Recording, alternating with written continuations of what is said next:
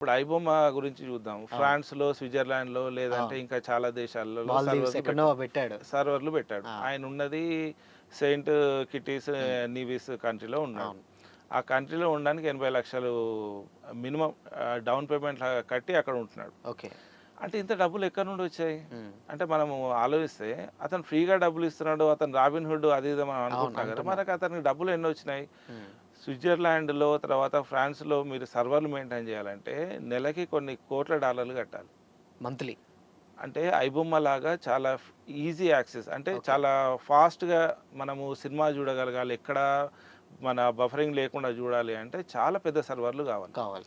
56,00,000 మంది డాటానే ఉందంటే కోట్ల మంది సినిమాలు చూస్తా ఉంటారు. హ్మ్. అవును. అంతమంది చూస్తున్నారు అనంటే అంత బఫరింగ్ లేకుండా ఉండాలి అనంటే చాలా పెద్ద సర్వర్‌లు కావాలి. అవును. చాలా పెద్దయి కావాలి. వాటికి కోట్ల డాలర్స్ మనం పే చేయాల్సి ఉంటది. హ్మ్. మరి అంత డబ్బులు ఎక్కడి నుండి వస్తున్నాయి? హ్మ్.